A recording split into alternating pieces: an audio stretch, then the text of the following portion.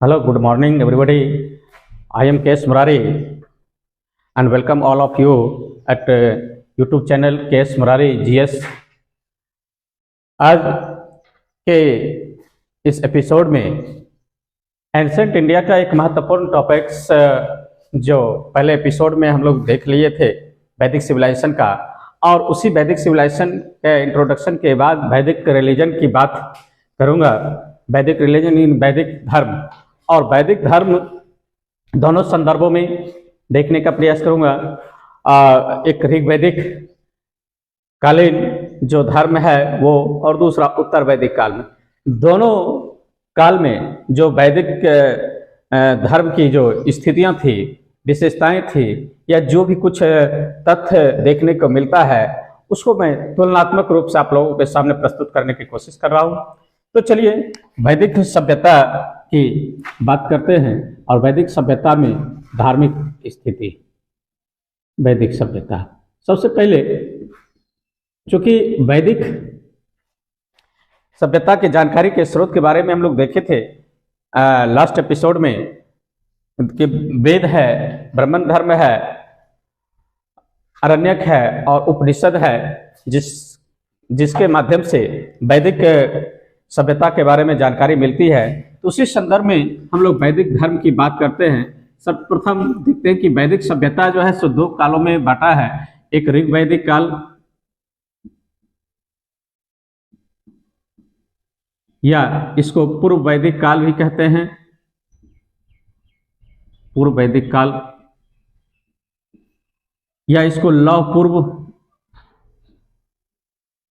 युग भी कहते हैं, और दूसरा उत्तर वैदिक काल,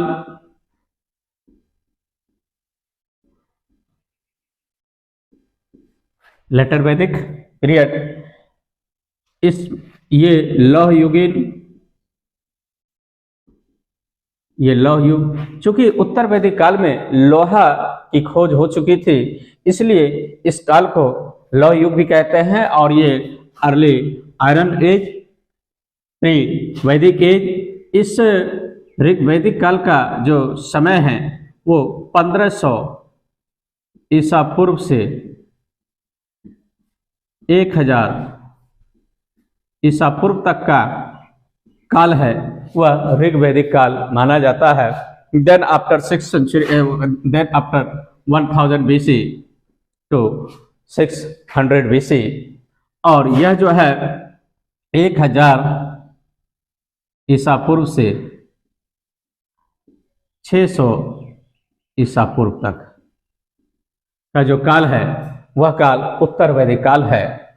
और इस काल में जो है, जो वैदिक ग्रंथ की जो रचना हुई थी उसमें केवल ऋग्वेद, जिसकी चर्चा मैंने लास्ट एपिसोड में किया, और आप लोग यदि उस वीडियो को देखना है तो आई बटन पर जाके उसको आप देख सकते हैं।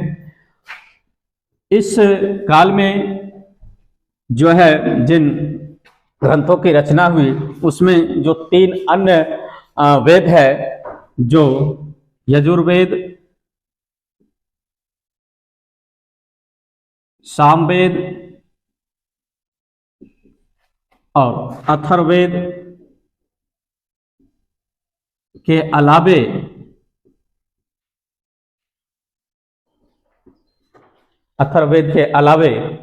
ब्राह्मण ग्रंथ, आरण्यक ग्रंथ और उपनिषद ग्रंथ की भी रचना हुई। ब्राह्मण ग्रंथ, आरण्यक ग्रंथ एवं उपनिषद ग्रंथ की भी रचना इस उत्तर वैदिक काल में हुई थी।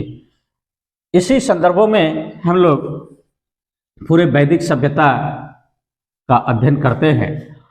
आज के इस नए एपिसोड में हम वैदिक सभ्यता का धर्म के बारे में चर्चा करेंगे। धार्मिक स्थिति कैसी थी, धार्मिक। तो कुल मिलाकर कह सकते हैं कि वैदिक सभ्यता का जो काल है वो 1500 ईसा पूर्व से लेकर 600 ईसा पूर्व तक, 1500 ईसा पूर्व से लेकर 600 ईसा पूर्व तक का काल है। और अब आते हैं हम लोग आप लोगों के साथ धार्मिक स्थिति पर चर्चा करने। और धार्मिक स्थिति में चर्चा तुलनात्मक रूप से ऋग्वैदिक काल और उत्तर वैदिक काल की करेंगे। तो आइए ऋग्वैदिक कालीन धर्म की स्थिति और उसी की तुलनात्मक रूप से हम लोग उत्तर वैदिक कालीन धार्मिक स्थिति की बात करेंगे। धार्मिक स्थिति की बात करते हैं ऋग्वैदिक काल में। ऋग्वैदिक काल में जो आर्य लोग थे वो प्राकृतिक तत्वों का मानवीकरण करने के दौरान उसमें देवत्व को आरोपित किया। क्या किया? देवत्व, यानी जितने भी प्राकृतिक तत्व था उसको मानवीकरण कर यानी मानव का रूप देकर उसमें देवता का रूप को आरोपित किया। यह ऋग्वैदिक आर्यों की खास विशेषता थी। तो कहने का मतलब है ऋग्वैदिक आर्यों ने प्राकृतिक तत्वों का मानवीकरण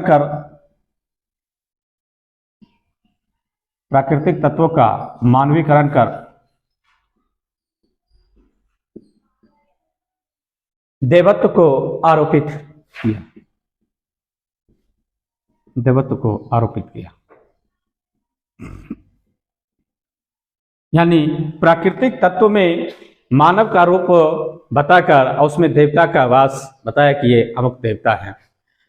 चूंकि ऋग्वैदिक कालीन समाज पितृसत्तात्मक था, इसलिए वैदिक देव समूह में पुरुष देवताओं की प्रधानता थी। ऋग्वैदिक आर्य में जो है पुरुष देवताओं को ज्यादा मानता था, क्योंकि समाज पितृसत्तात्मक था। और कहा भी जाता है कि जैसा समाज रहता है वैसा धर्म का स्वरूप निर्धारण होता और वैसा ही राजनीति का परिदृश्य भी बनता और बिगड़ता है। तो चूंकि ऋग्वैदिक कालीन समाज पितृसत्तात्मक था, उसी संदर्भ में वैदिक काल में देव समूह में पुरुष देवताओं की प्रधानता थी कि महिला देवी की कोई चर्चा नहीं मिलती है, विशेष रूप से नहीं मिलती है। इसलिए यहाँ पुरुष देवताओं की भी चर्चा ज्यादा मिलती है। खैर, चूंकि ऋग्वैदिक आर्य बहुदेववादी थे, ऋग्वैदिक आर्य बहुदेववादी थे। और जैसे कि आज के लोग भी जो है बहुदेववादी, बहुत सारे देवी देवताओं की आराधना या पूजा अर्चना करते हैं।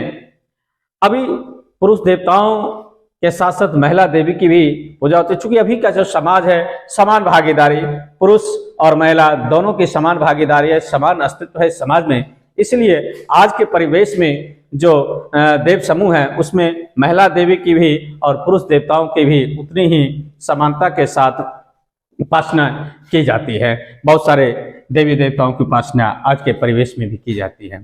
तो चूंकि आर्य बहुदेववादी थे, बहुत सारे देवताओं की पूजा करते थे। ऋग्वेद के 10वें मंडल में हम देखे लिए थे कि देव सूक्त की चर्चा है और देव सूक्त में 33 देवताओं की चर्चा है और उस 33 देवताओं को अलग अलग समूहों में बांटा गया है।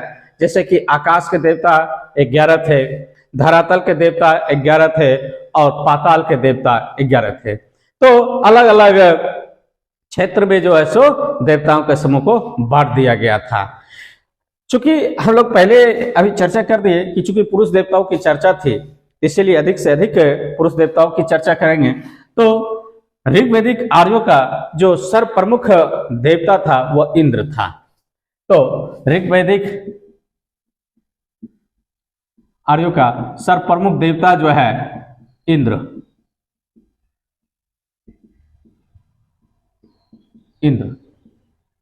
पूछेगा ऋग्वैदिक सभ्यता का सबसे प्रमुख देवता कौन थे, तो इंद्र थे। ऋग्वेद के जो लगभग 128 सूक्त है, मंत्र है, उस कुल मंत्रों का 1/4 मंत्र इंद्र को समर्पित है। क्या है? तो इंद्र को 1/4 मंत्र इंद्र को समर्पित है। कह सकते हैं कि लगभग 250 बार इंद्र की चर्चा ऋग्वेद में की गई है। तो तो इंद्र की चर्चा 250 बार ऋग्वेद में किया गया है। इंद्र आर्यों का सर्व प्रमुख देवता है। इंद्र का जो आयुध यानी विपंस या हथियार जो है वो वज्र था। इंद्र का हथियार वज्र था। वज्र जो हाथ में लेके युद्ध करते। इंद्र आर्यों के युद्ध के देवता माने जाते थे। इंद्र आर्यों के युद्ध के देवता माने जाते थे। पूछ सकता है कि ऋग्वैदिक कालीन आर्यों का युद्ध का देवता कौन था? तो इंद्र था। इंद्र को जो है युद्ध का देवता माना जाता है। जब ऋग्वैदिक आर्य युद्ध करने के लिए जाते हैं तो इंद्र की उपासना करते हैं और इंद्र से यह शक्ति की उपासना करता है। इंद्र को पुरंदर भी कहा गया है। इंद्र को पुरंदर भी कहा गया है। ऋग्वैदिक काल में इंद्र को पुरंदर कहा गया है। अब पुरंदर के संदर्भ में इतिहासकार में थोड़ा सा अलग अलग मत है। ओल्ड एनसीईआरटी के अनुसार, जो पुरानी एनसीईआरटी है उसके अनुसार इंद्र को जो पुरंदर कहा गया और पुरंदर का मतलब बताया गया कि किला को तोड़ने वाला। अकॉर्डिंग टू ओल्ड एनसीईआरटी इसको कहा गया कि किला को तोड़ने वाला।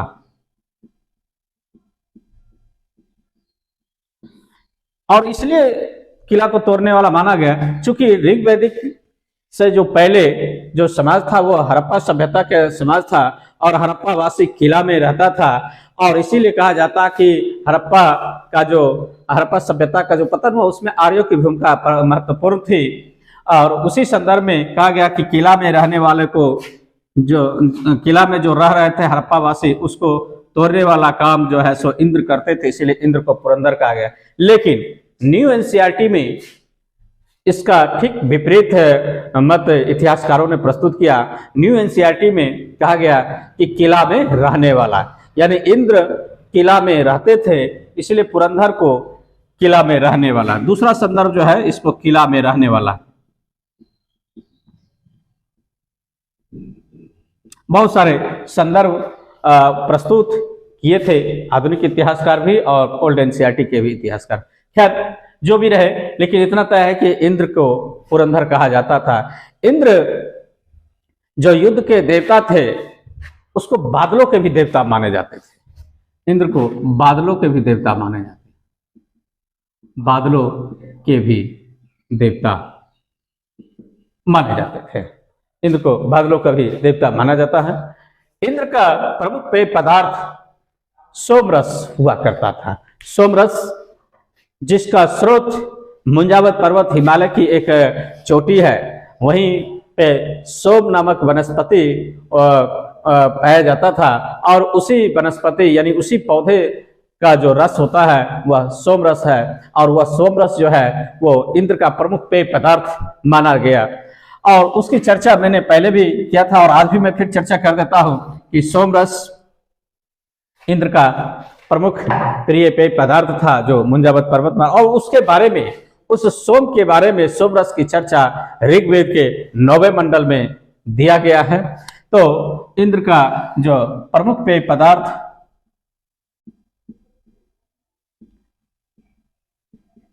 सोमरस था।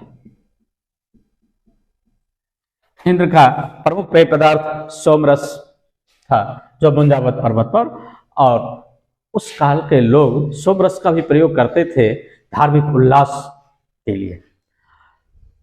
आर्यों का जो दूसरा प्रमुख देवता थे वह अग्नि।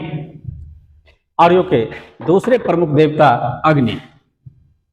पहला प्रमुख देवता इंद्र और दूसरा प्रमुख देवता अग्नि को माना गया है। अग्नि ऋग्वेद को समर्पित, यानी ऋग्वेद की शुरुआत अग्नि को समर्पित एक मंत्र से होता है। अग्नि को समर्पित एक मंत्र से होता है, यानी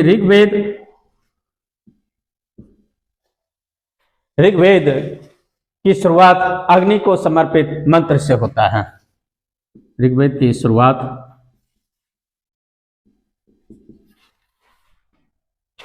अग्नि को समर्पित मंत्र से होता है।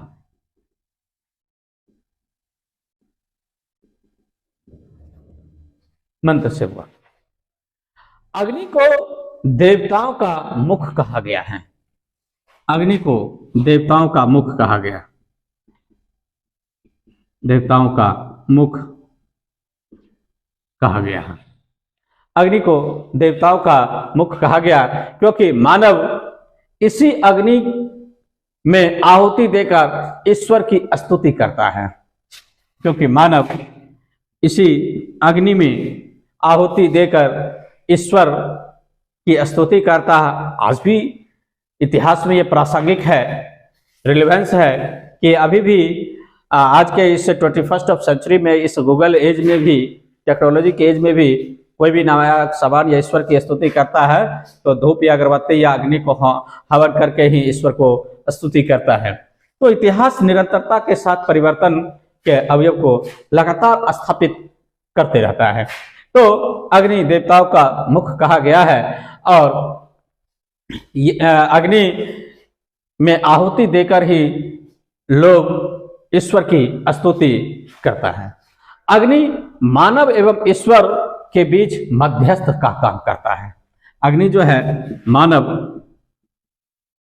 एवं ईश्वर के बीच मध्यस्थ का काम करता है, मीडिएटर। यानी भगवान और लोगों के बीच मीडिएटर का काम अग्नि करता। नीचे अग्नि का आहुति देते हैं, ऊपर भगवान सुन लेते हैं, तो बीच में मीडिएटर, पब्लिक और गॉड के बीच मीडिएटर का काम जो है सो अग्नि करता है। अग्नि को अतिथि देव कहा गया है। अग्नि को अतिथि देव यानी अतिथियों के देवता, अतिथियों के देवता या फिर अतिथि देव कहा जाता है। अग्नि को अतिथि देव भी माना गया और अग्नि की चर्चा ऋग्वेद में 200 बार है। अग्नि की चर्चा ऋग्वेद में 200 बार है। 200 बार अग्नि की चर्चा है। अग्नि का निवास स्थान स्वर्ग है। अग्नि का जो निवास स्थान है वह स्वर्ग है। स्वर्ग में ही अग्नि रहता है। अग्नि का निवास स्थान स्वर्ग में है।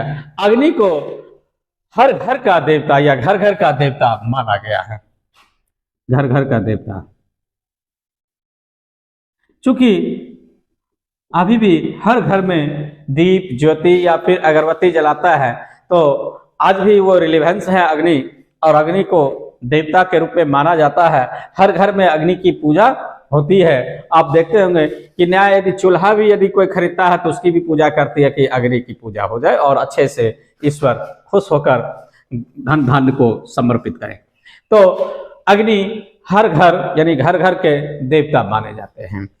तीसरे प्रमुख देवता ऋग्वैदिक का आर्यों का जो था वह प्रमुख देवता थे वरुण।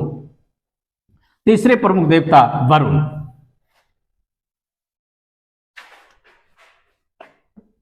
वरुण तीसरे प्रमुख देवता वरुण। वरुण को ऋतुओं का देवता माना गया। ऋतुओं का देवता।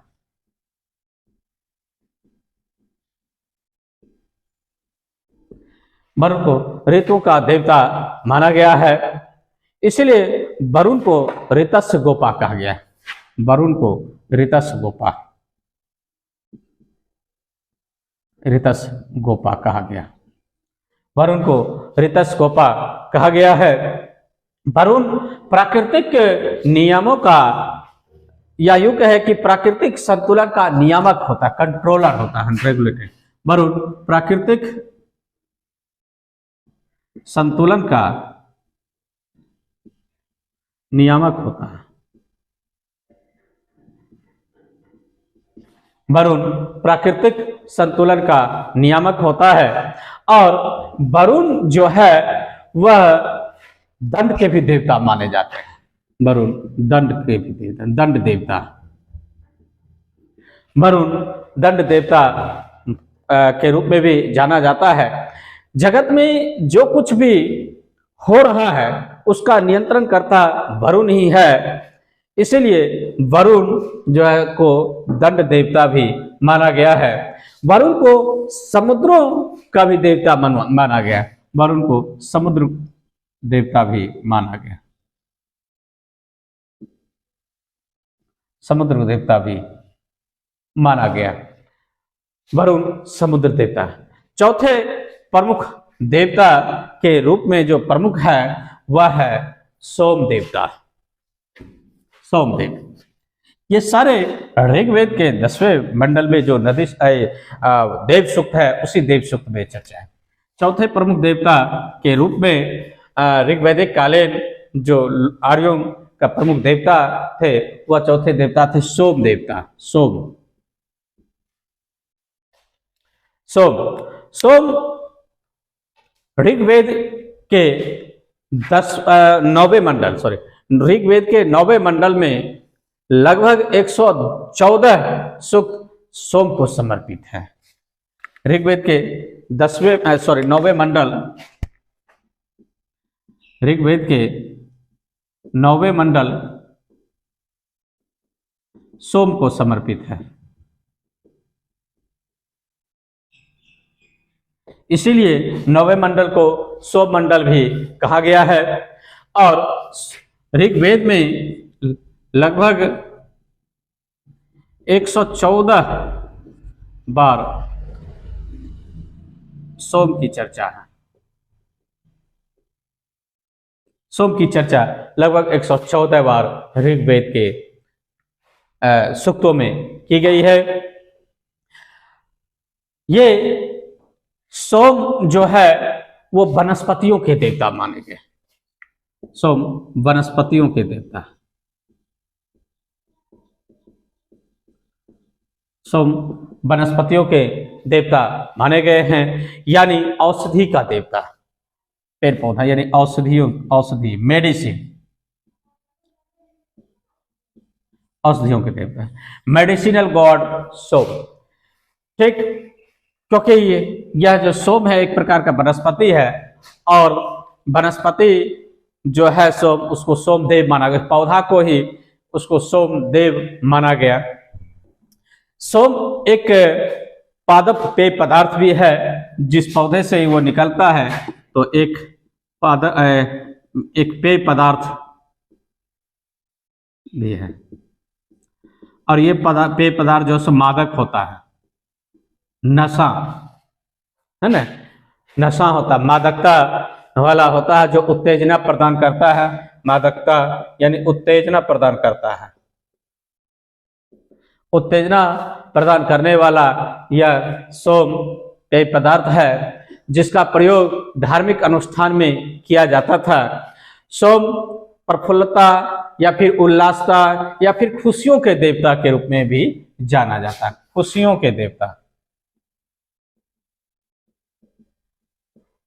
खुशियों के देवता, प्रफुल्लता का देवता या फिर उल्लासता का यानी हंसी खुशी का देवता सोम को माना जाता है। और सोम रस पीता है तो स्वाभाविक है, धार्मिक महोत्सव में उस समय में भी लोग रस पीते थे और आज भी थोड़ा सा केमिकलाइज्ड रस का यूज करता है लोग।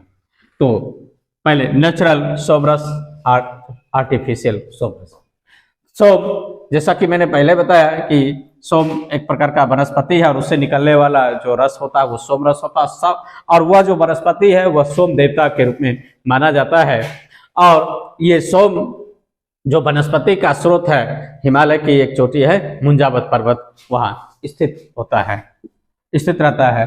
तो ये सोम एक विशेष प्रकार का पेय पदार्थ है और एक प्रकार का वनस्पति है, जिसको आर्य लोग पूजा करते थे। आर्य लोग उसको ईश्वर के रूप में मानते थे।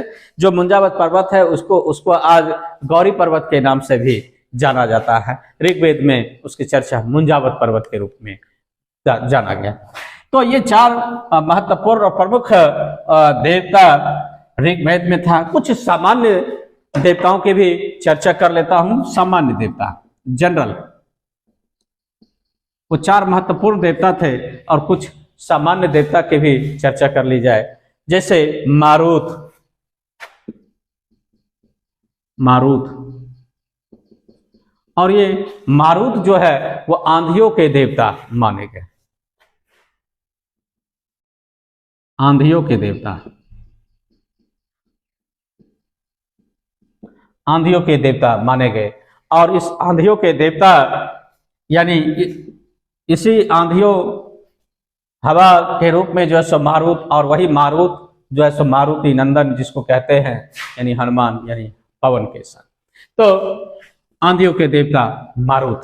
आजकल 4 व्हीलर भी मारुति इसीलिए नाम रख दिया मारुति, क्योंकि वह हवा के वेग से, आंधियों की रफ्तार से वो गाड़ी चले। दूसरे प्रमुख देवता दूसरे जो सामान्य देवता थे उसमें सवित,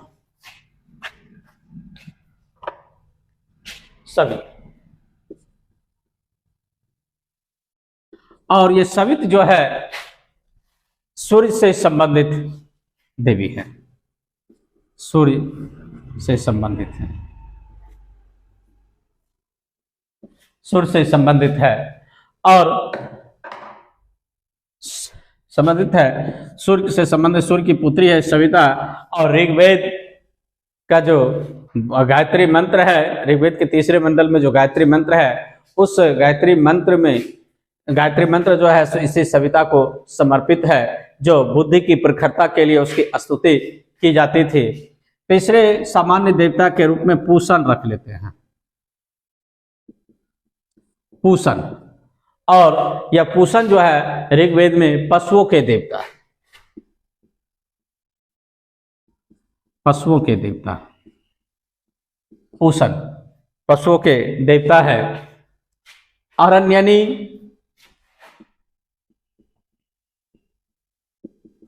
अरण्यनी, और ये अरण्यनी जंगल, अरण्य मतलब जंगल, जंगलों के देवता।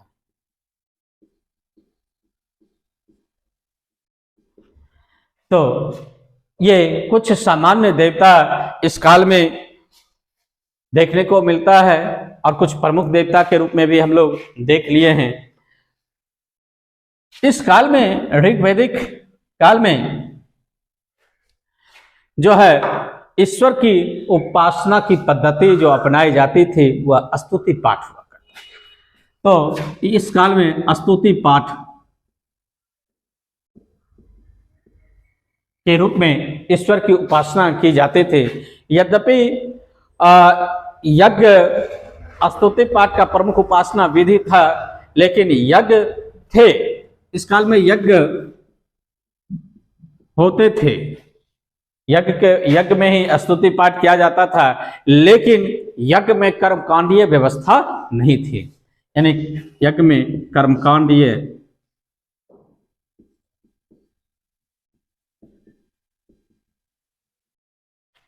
प्रणाली नहीं था, यह पद्धति नहीं था।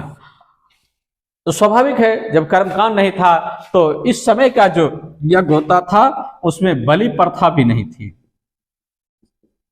बलि प्रथा भी नहीं थी। वो बलि प्रथा हम उत्तर वैदिक काल में देखते हैं कि ट्रांसफर होके आता है। तो यज्ञ में अनुष्ठानिक क्रियाकलाप नहीं होता था, कर्मकांडीय व्यवस्था नहीं होता था, बलि प्रथा नहीं थी। हाँ, धार्मिक क्रियाकलाप भौतिक सुख शांति और पुत्र प्राप्ति के उद्देश्य से किया जाता था। यानी ऋग्वैदिक कालीन जो लोग थे वो धार्मिक क्रियाकलाप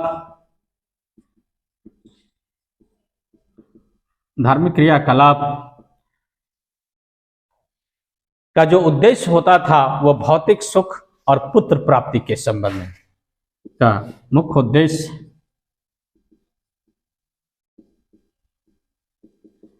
भौतिक सुख एवं पुत्र प्राप्ति, भौतिक सुख एवं शांति के साथ साथ